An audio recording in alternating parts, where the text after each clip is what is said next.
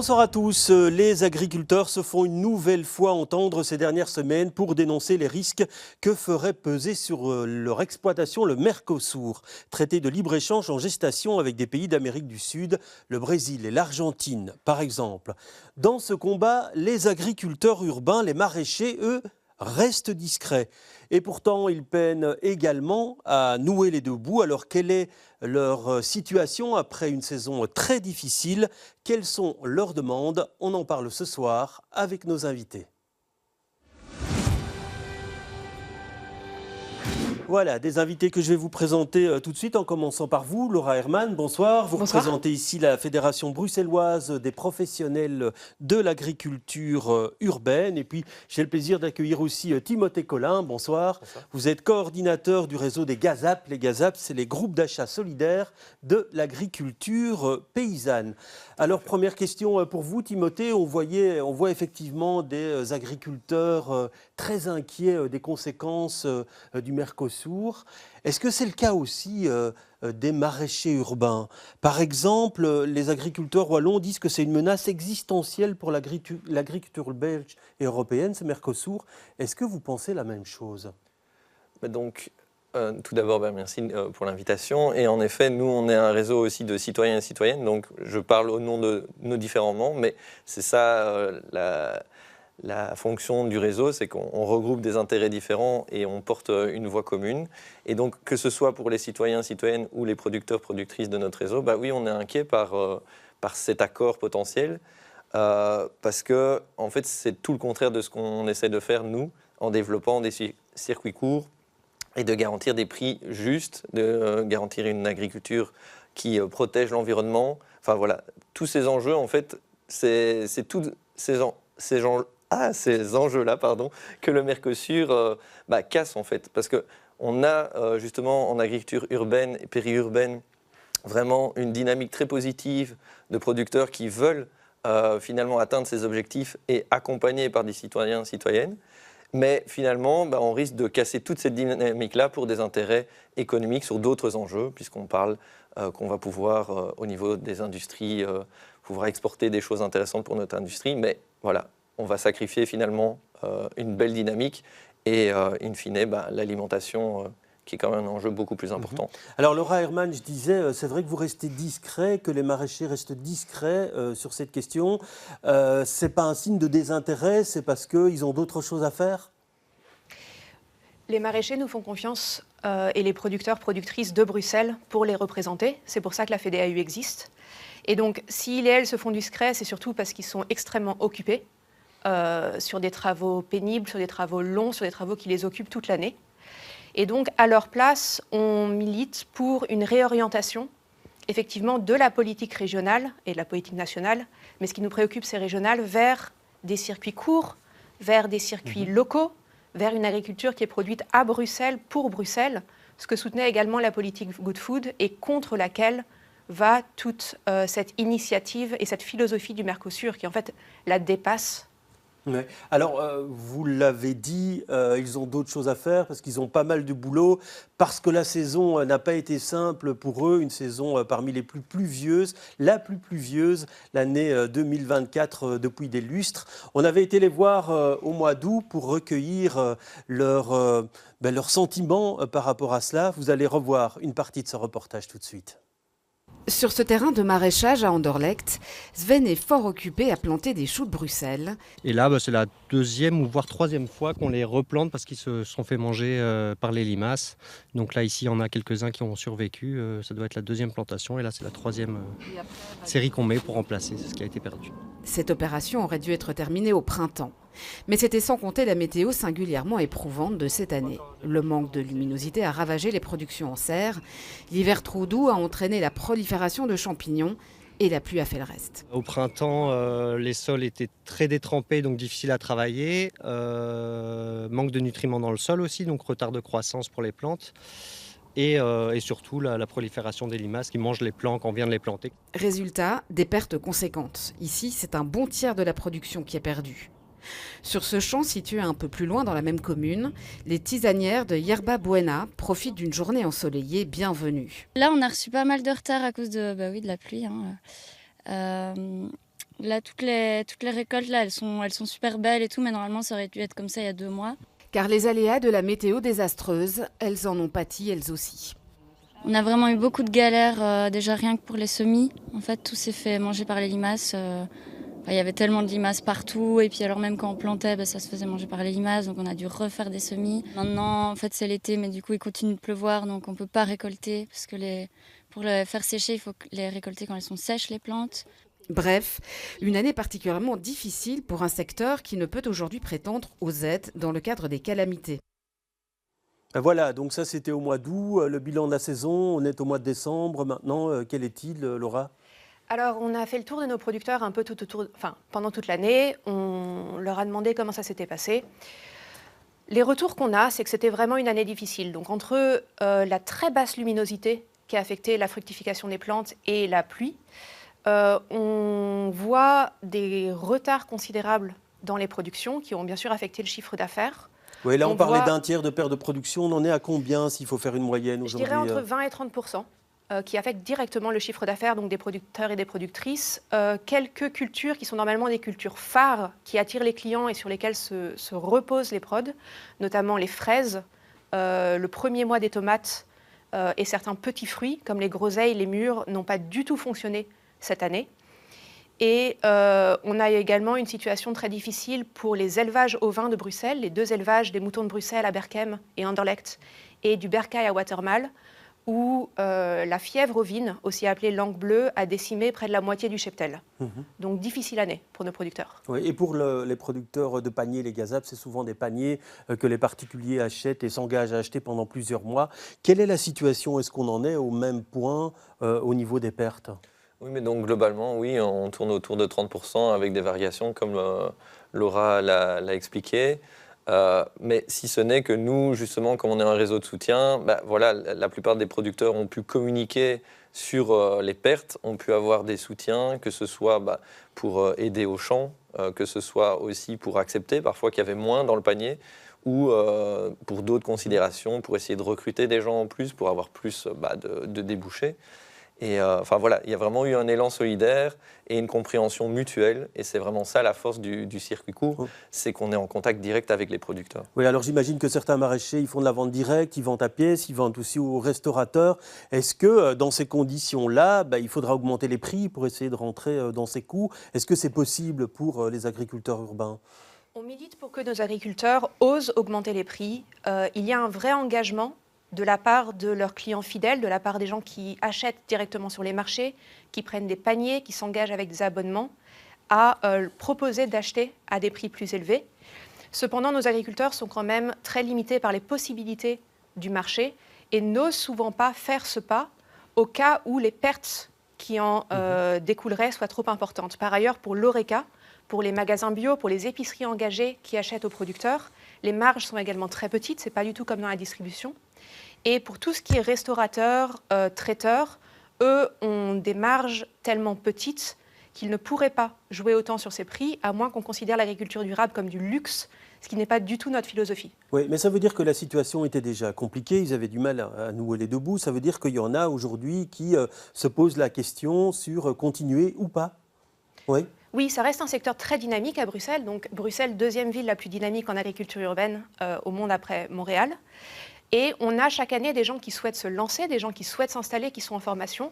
Mais on a également pas mal de productrices et de producteurs qui arrêtent au bout de la 3e, 4e année, quand les soutiens publics baissent et quand la situation financière et les aléas climatiques deviennent impossibles à gérer ou impossibles à planifier. Donc on a des gens qui sont dans un métier très précaire, qui reçoivent très peu et qui risquent d'abandonner si la situation devient imprévisible d'année en année. Oui, alors pour vous, pour les gazapes, comme vous l'avez dit, c'est un engagement donc du particulier qui s'engage à acheter tout le long de l'année.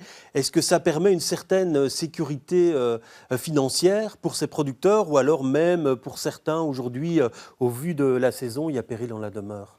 Si, franchement, c'est un vrai soutien puisque nous, on considère, on approxime qu'on soutient directement et indirectement, rien qu'au niveau du réseau, 120 emplois directs et indirects, et que rien qu'avec les chiffres d'affaires faits uniquement en gazap, c'est 30 emplois.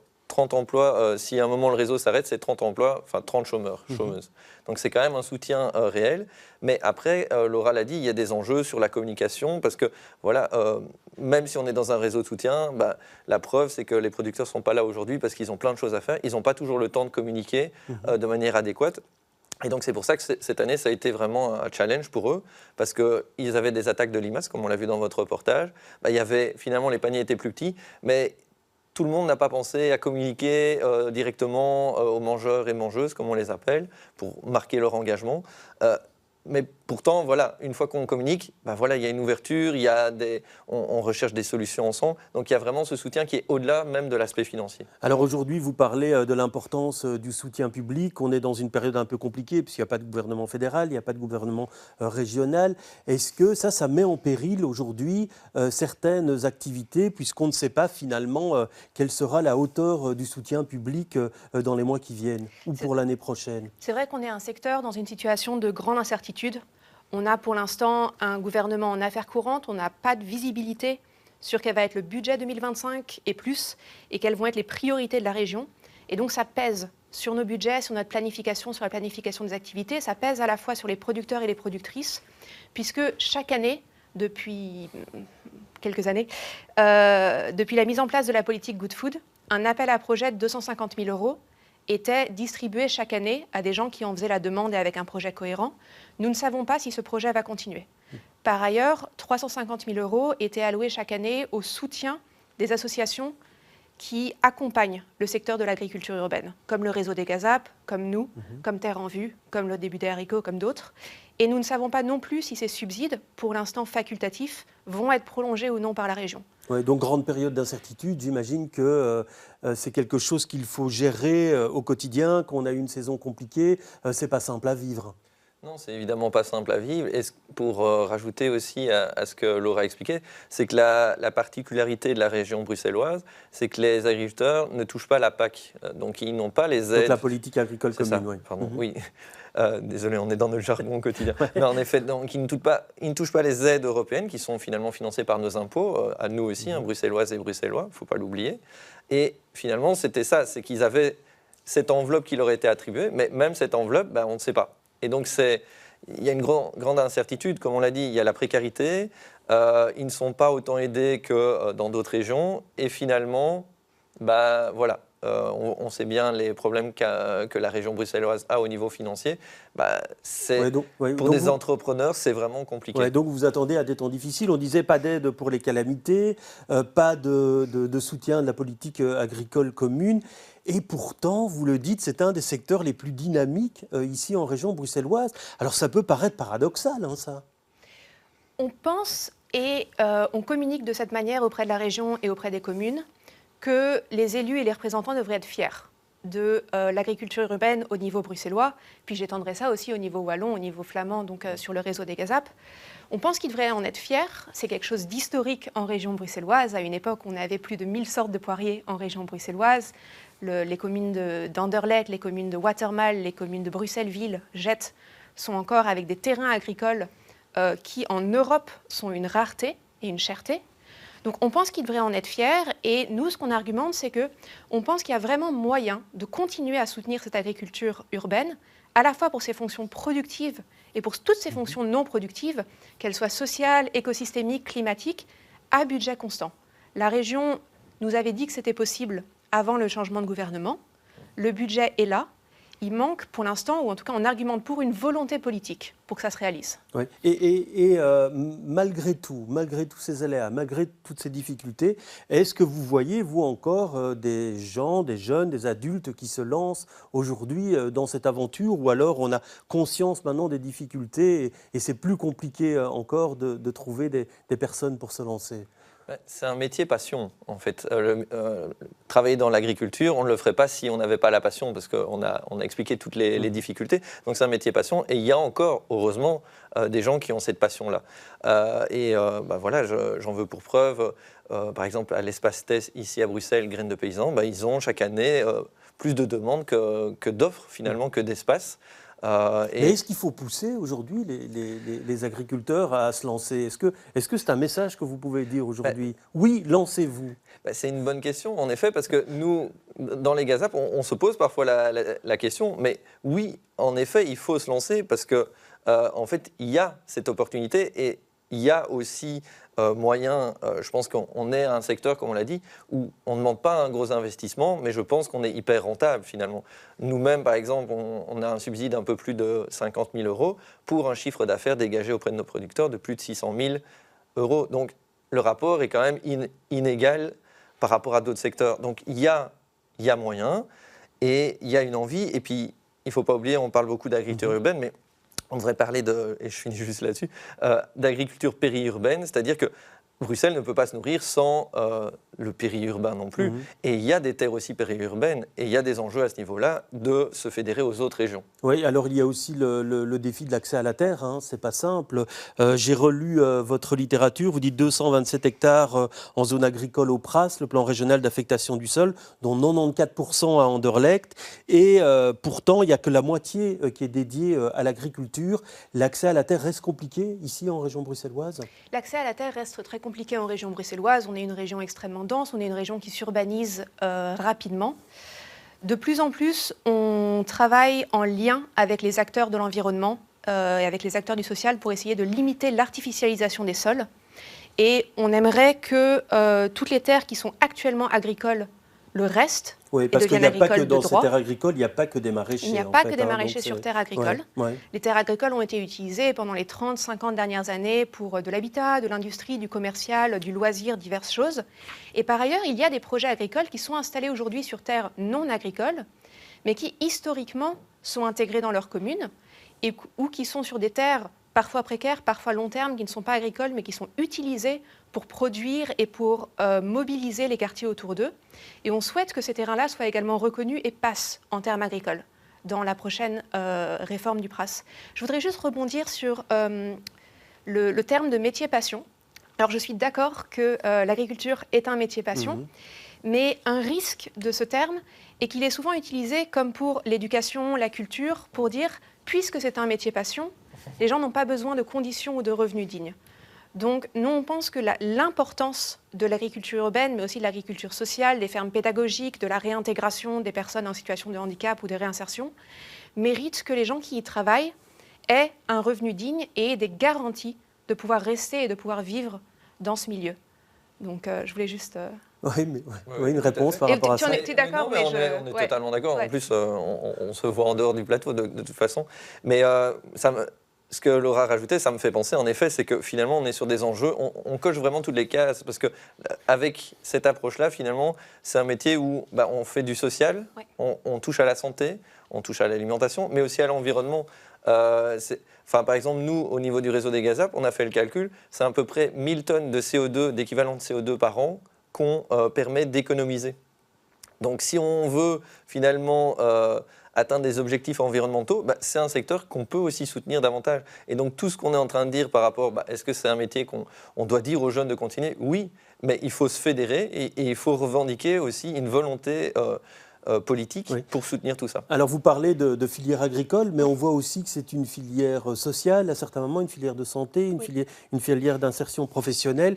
Dans la plupart des exploitations, aujourd'hui, il y a ce volet social qui est développé également? Toutes les exploitations n'ont pas un volet social. Sauf si on considère que l'agriculture même est un métier précaire et que du coup la maintenir en vie est un acte social en soi. Certaines l'ont et la plupart des exploitations qui se maintiennent sur la durée ont une pluriactivité. Donc il y a du social, il y a de l'événementiel, il y a de la production, il y a de la visite. Certaines exploitations sont uniquement sur la production, certaines sont uniquement sur le social ou l'événementiel comme les fermes pédagogiques. Mais beaucoup d'entre elles sont sur la pluriactivité. Et à Bruxelles, on compte près de 125 000 personnes touchées directement chaque année dans l'agriculture urbaine. Et ce n'est pas que les gens employés, ça on sait à peu près, je dirais 250 si on compte la ferme Nopilif, mais c'est aussi des gens qui viennent en visite, des gens qui passent en stage, des gens qui sont accompagnés par les missions locales, par les missions de handicap. Donc c'est énorme le nombre de gens touchés directement Ouais. Alors une question encore, puisque finalement aujourd'hui on voit que la saison a été compliquée, les autres saisons n'étaient pas simples aussi, également. Est-ce que dans la manière dont on cultive, dans ce qu'on cultive, il y a des changements à opérer dans cette agriculture urbaine? Donc il y a des gros enjeux et ça, nous aussi, en tant qu'acteurs d'accompagnement, on essaye de proposer des formations ou des échanges de bonnes pratiques entre producteurs et productrices, parce que c'est clair que au-delà de tout ce qu'on a évoqué, il va falloir s'adapter. Ça va sur des aspects, les systèmes d'irrigation, parce qu'à un moment, il n'y a pas assez d'eau. Et ça va aussi sur quelle plante on va utiliser, quelle variété finalement on va utiliser, parce qu'on alterne des périodes très extrêmes entre sécheresse et trop d'eau. Et ça, c'est presque de la recherche appliquée directement sur le terrain que chaque jour les producteurs font et productrices. Oui. Ça veut dire qu'il faut vraiment apprendre à cultiver différemment, cultiver aussi peut-être des légumes qu'on revend plus cher, plus facilement? Plus cher, plus facilement, ça je ne saurais pas dire, ça dépend énormément du marché. Apprendre à cultiver différemment, c'est surtout soutenir et renforcer nos producteurs, ceux du réseau des GASAP, ceux de la FEDEAU, dans une philosophie que la plupart partagent déjà, qui est une philosophie agroécologique, donc de maintien des sols vivants, d'utilisation la plus faible possible d'énergie fossile et de positif environnemental plutôt que de négatif. Et c'est d'ailleurs une des fonctions du réseau des GASAP et de la FEDEAU, qu'on fait souvent ensemble ou avec d'autres associations sœurs, c'est d'organiser des ateliers, d'organiser des formations ou de cofinancer des accès à des formations à l'expertise pour nos membres, pour qu'ils puissent continuer dans cette éducation continue. Et donc là, en novembre, on en a organisé 3, par exemple. Un sur les sols vivants, comment préserver le mieux possible son sol pour qu'il s'adapte le mieux aux conditions climatiques, avec l'exemple du Courtilocke à Aaren, qui sont spécialisés et maîtres dans cette fonction-là. On a organisé un atelier sur la gestion de l'eau, du trop peu d'eau et du trop plein d'eau. C'est organisé chez RBA à Anderlecht, qui vient d'installer une gigantesque cuve magnifique. Et un atelier sur les canards coureurs indiens, qui sont ces canards très longs, absolument splendides qu'on voit sur les réseaux sociaux et qui mangent des gastéropodes comme les limaces et les escargots. Donc toutes les manières de les élever et de les intégrer à un maraîchage professionnel. Alors il reste moins d'une minute, même 30 secondes. Est-ce que vous restez optimiste, vous, quant au développement futur du secteur du maraîchage? Oui, moi j'y crois. Enfin, voilà, je ne travaillerais pas au réseau des GASAP si j'y croyais pas, et je pense qu'on est suffisamment d'acteurs qui ont cette volonté. Mais encore une fois, nous on appelle, justement, être ici, ça nous permet de faire un appel aux politiques, même si on sait que c'est compliqué pour l'instant la formation d'un gouvernement. Mais en tout cas, on veut vraiment qu'ils gardent ça en tête. Et même au niveau européen, et si je peux me permettre, comme j'avais pris les jouets de mon fils pour illustrer, pour nous c'est vraiment ça. Finalement, c'est choisir si on veut pouvoir exporter des voitures en Amérique du Sud ou si on veut garantir une agriculture locale.